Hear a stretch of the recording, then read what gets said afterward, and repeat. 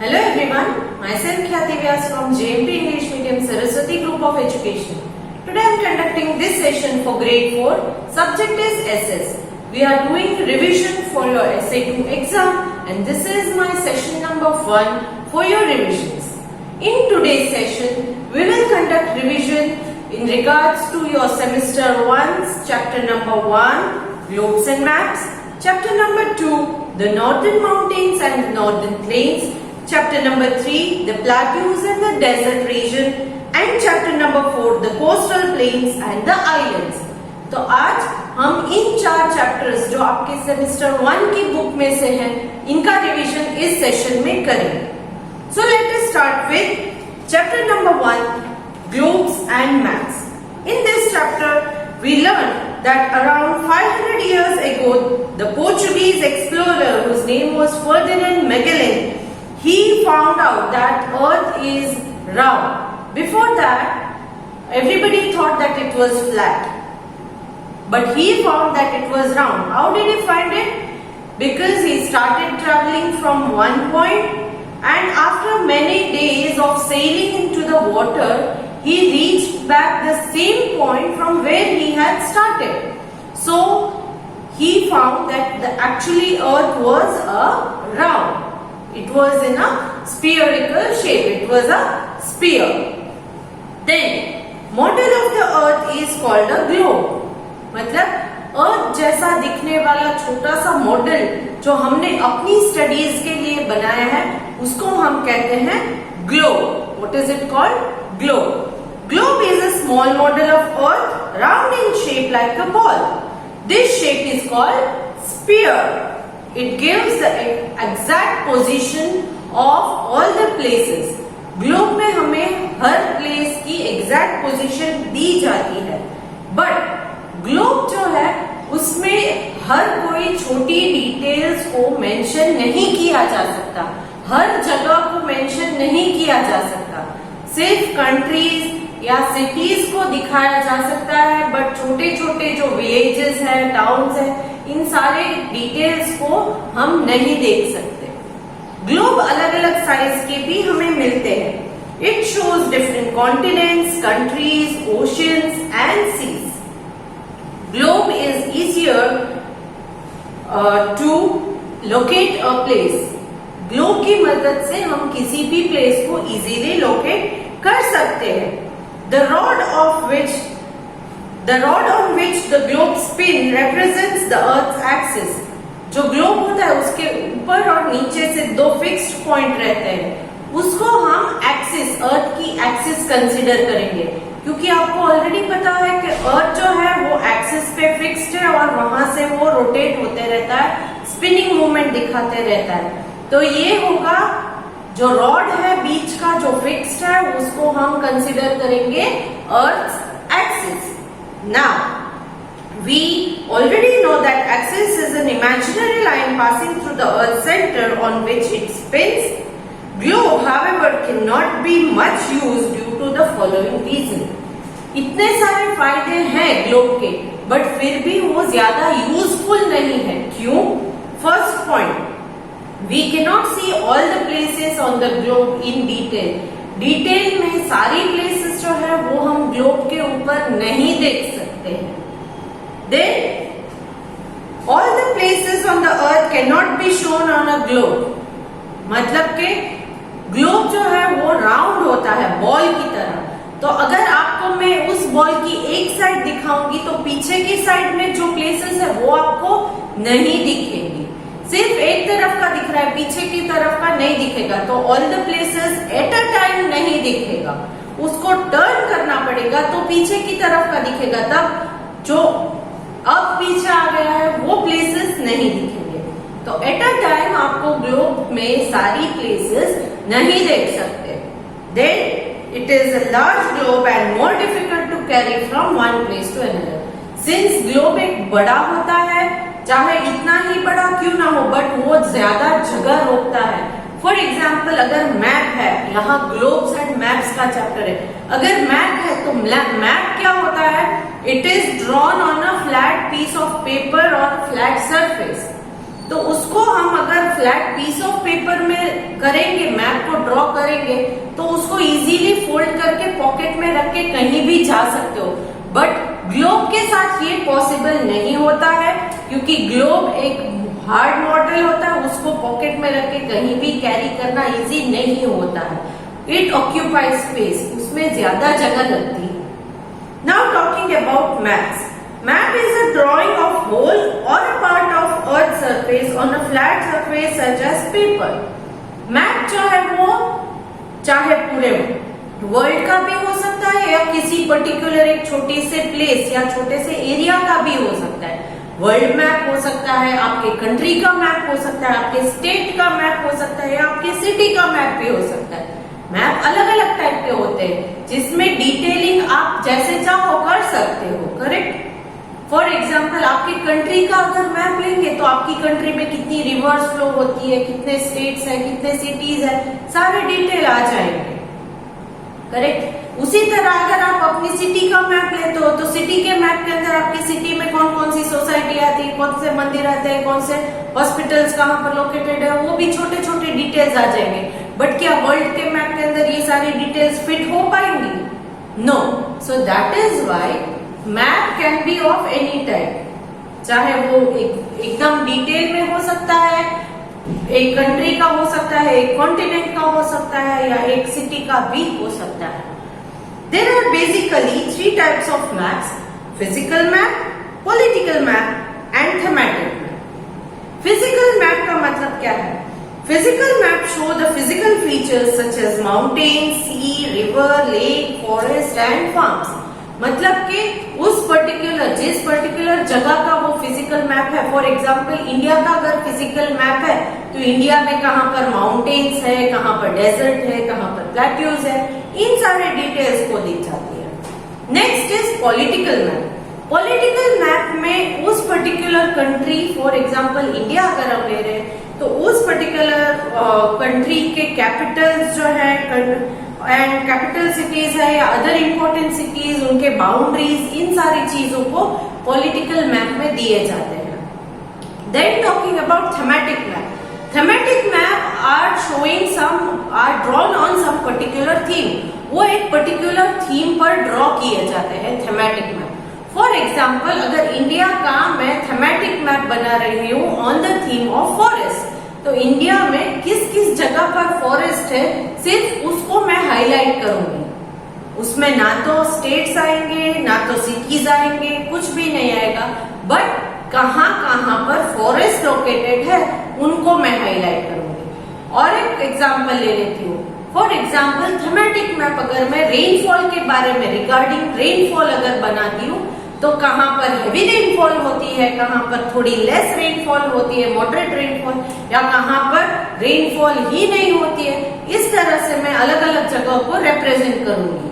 तो ये होगी थीमेटिक मैप। तो there are 3 types of map: political map, physical map and thematic map. Then these different types of map can be put together in a book called atlas। अलग अलग map को आप एक book में एक साथ देख सकते हो। इस बुक को कहते हैं atlas. A book of map is called an atlas.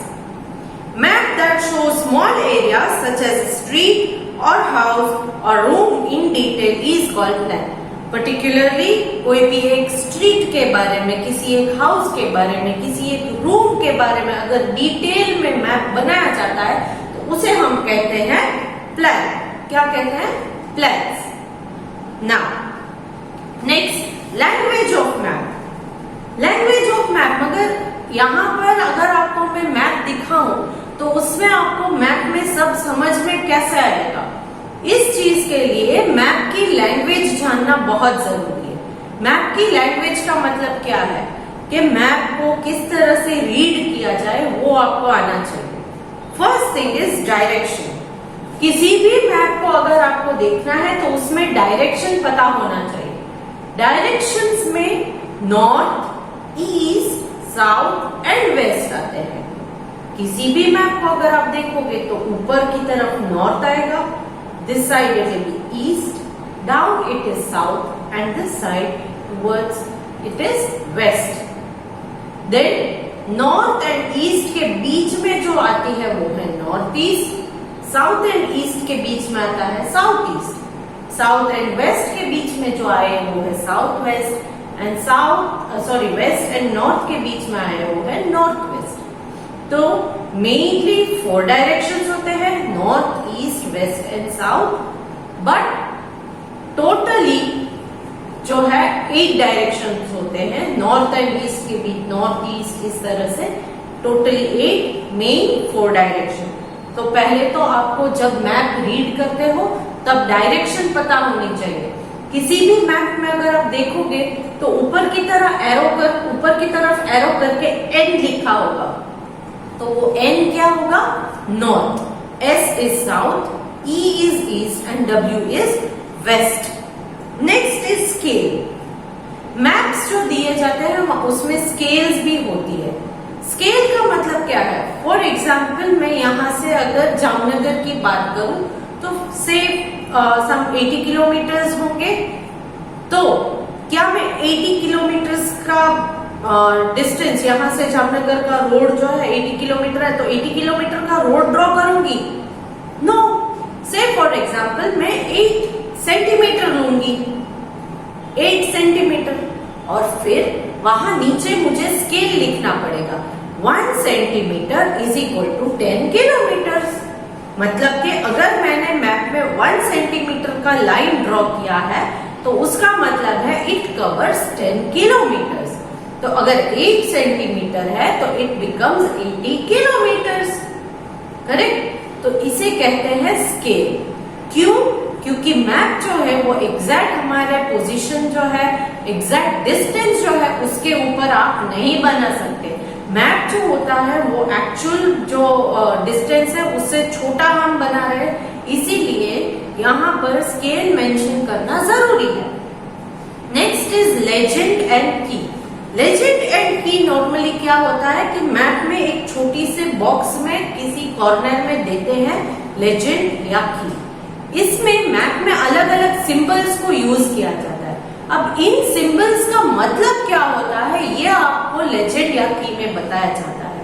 से फॉर एग्जाम्पल अगर क्रॉस का सिंबल है तो यू विल अंडरस्टैंड कि अच्छा जहां पर क्रॉस का सिंबल होगा रेड कलर का तो वहां पर हॉस्पिटल्स लोकेटेड है। अगर मैं आपको राजकोट का मैप दूं और अगर क्रॉस का सिंबल आपको कहीं दिखे तो आप समझ जाओगे अच्छा की में अगर आपको दिखाया है मैंने कि रेड क्रॉस है तो इसका मतलब है हॉस्पिटल है।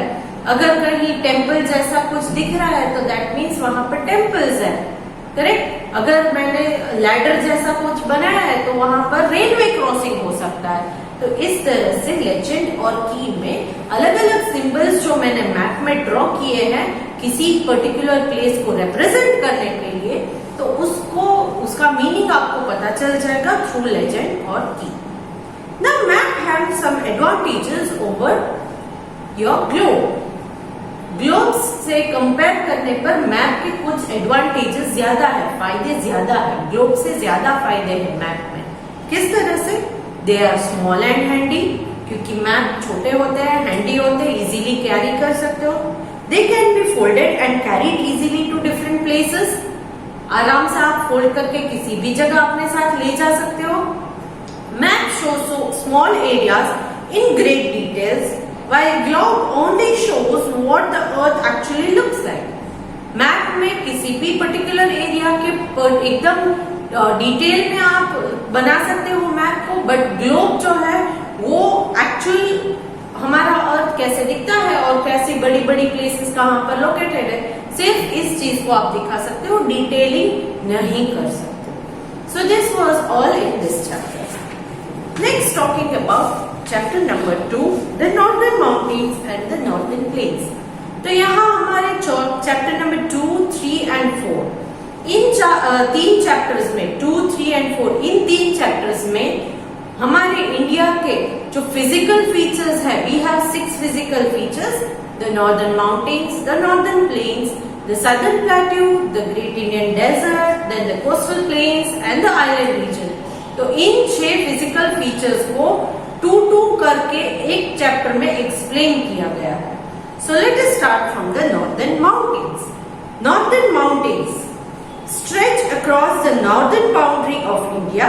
They include the Himalayas, the highest mountain in the world. Northern mountains जो है वो इंडिया के टॉप मोस्ट एरिया में आता है, एकदम नॉर्थ में। ये जो है वो इंडिया की नेचुरल बाउंड्री बन जाता है, जिससे कि फॉरेन इन्वेजन्स कम हो जाते हैं, क्योंकि नॉर्दर्न माउंटेन्स को क्रॉस करके इंडिया के अंदर आना डिफिकल्ट हो जाता है। इसीलिए जो है वो इजीली कोई इंडिया के अंदर घुस नहीं सकता है।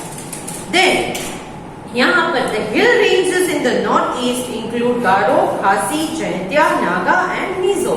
यहाँ पर बहुत सारे हिल रेंजेस भी हैं नॉर्दर्न माउंटेन्स में, जो नॉर्थ में लोकेटेड है। देन नॉर्दर्न माउंटेन्स में जो हिमालयाज है, यहाँ पर 3 पैरेलल रेंजेस हैं हिमालयाज की, that is the Himadri, Himachal and the Shivalik.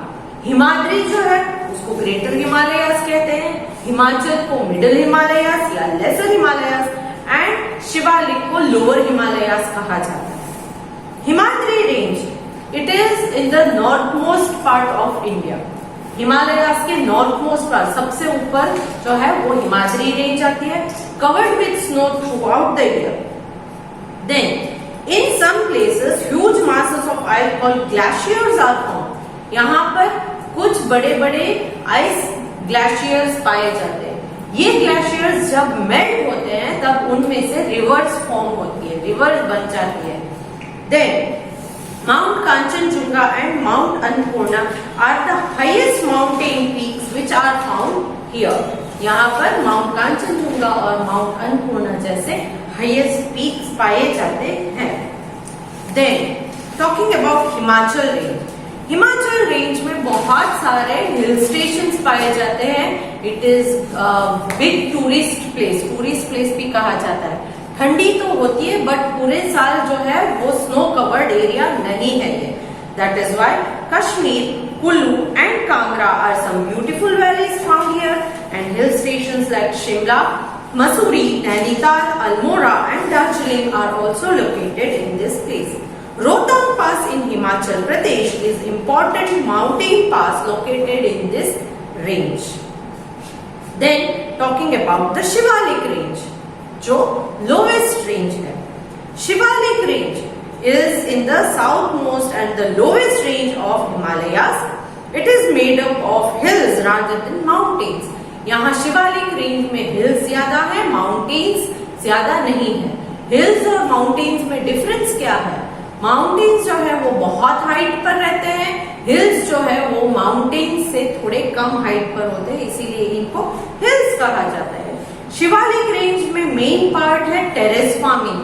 Terrace farming मतलब माउंटेन्स को कट करके स्टेप्स बनाकर यहाँ पर टेरेस फार्मिंग की जाती है, ताकि जब बारिश की पानी हो तो वहां पर इजीली पानी फ्लो होके नीचे नहीं चला जाता है और इन फार्म्स को इजीली पानी मिल जाता है. The region to the south of Shivalik range is called Tarai.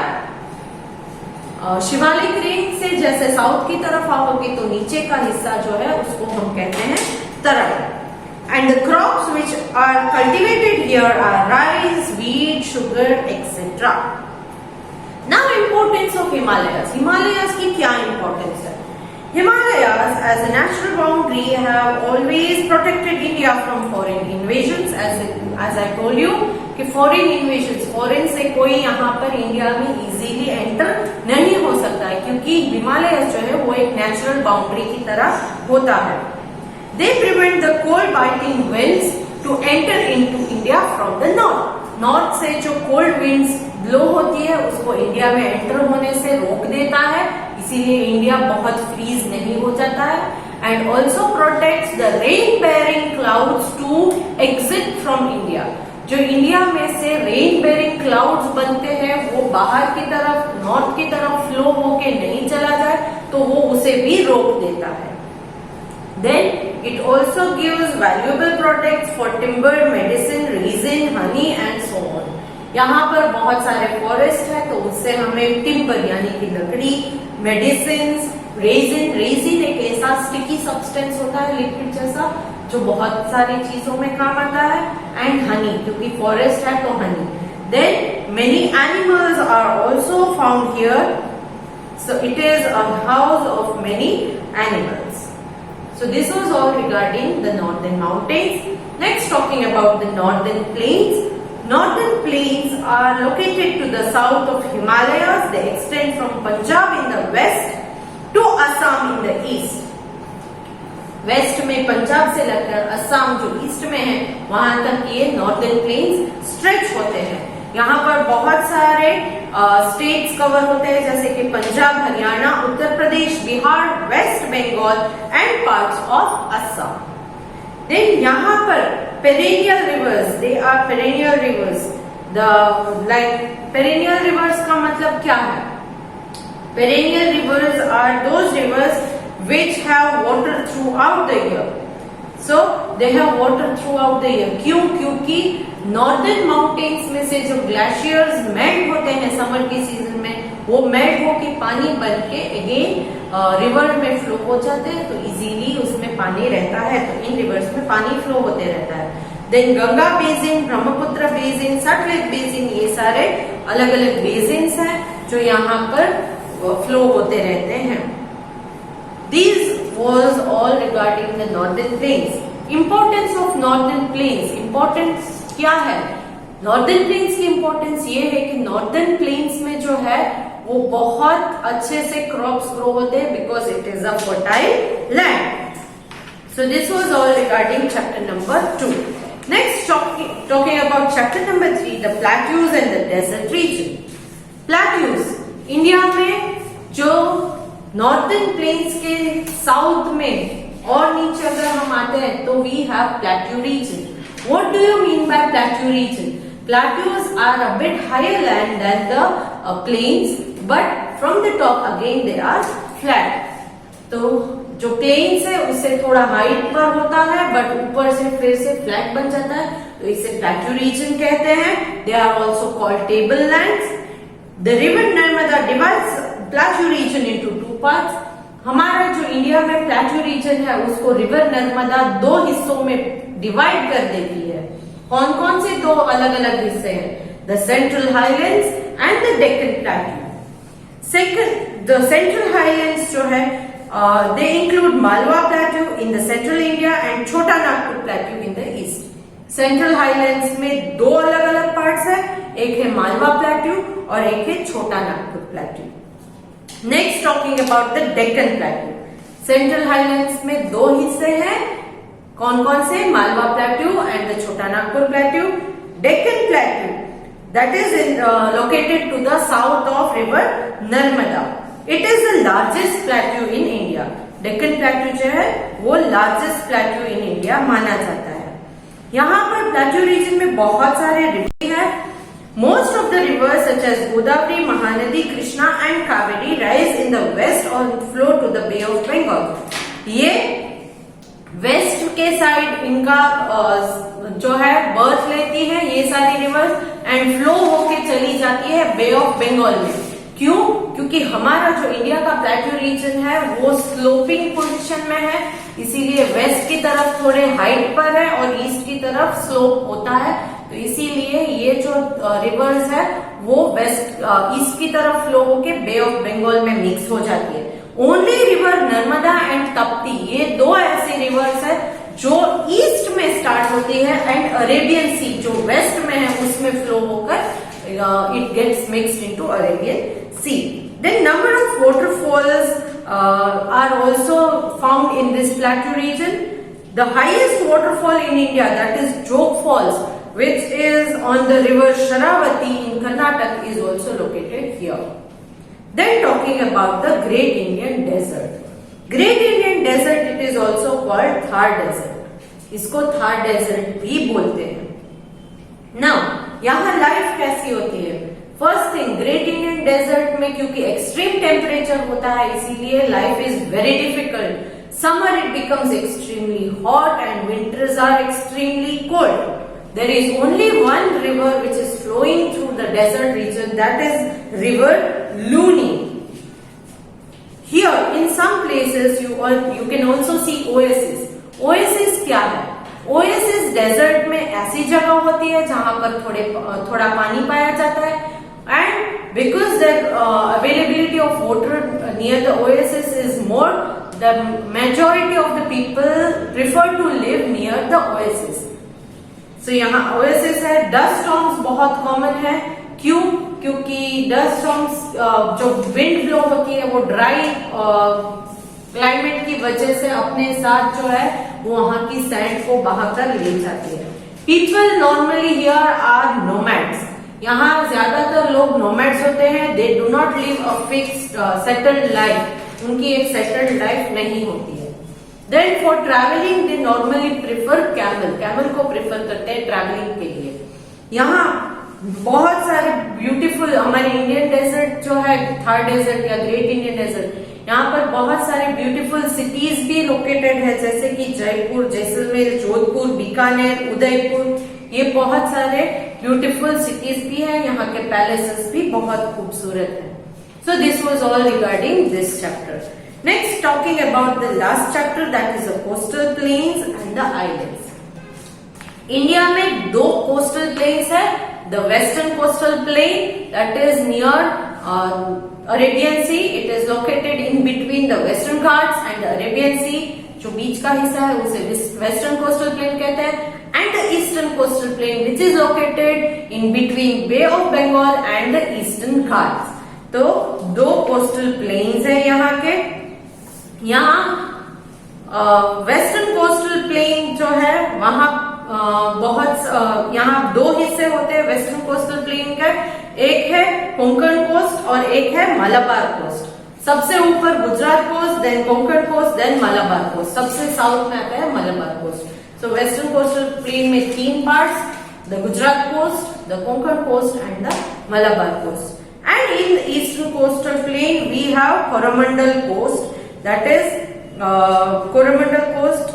It is in the southern part and the northern Sarkars which is in the north. North में है वो है northern Sarkars and नीचे की तरफ eastern coastal plain में है वो है Coromandel coast. यहाँ पर बहुत सारे important ports भी है. Ports इसलिए क्योंकि यहाँ पर ships आती है, load and unload होती है. Then talking about the island region, India has two main island groups. That is the Andaman and Nicobar Islands which is in Bay of Bengal and the Lakshadweep Islands which is in the Arabian Sea. So this was all regarding your 6 physical features in India. तो ये थे हमारे first 4 chapters from your semester 1's book. Next session जो आपको मिलेगा वो होगा session number 2 जो आपको आज ही मिलेगा. इस सेशन के अंदर आपके चैप्टर नंबर 5, 6, 7 एंड 8 का रिवीजन होगा. इन दो वीडियोस के साथ, दैट इज सेशन 1 का वीडियो एंड सेशन 2 का वीडियो, इन दो वीडियो के साथ आपको आज जो वर्कशीट मिलेगी वो आपको एक एक्सरसाइज के लिए ऑब्जेक्टिव टाइप का पेपर में भेज रही हूँ जिनको आपको सॉल्व करना है. इसकी आंसर की भी साथ में मैं अटैच करके भेज रही हूँ. आई होप कि आप आंसर की में से कॉपी नहीं करोगे आंसर्स, आप अपने आप सॉल्व करोगे पेपर एंड आंसर की में से सिर्फ क्रॉस चेक करोगे. Okay, so I hope to see you good in next session. Bye.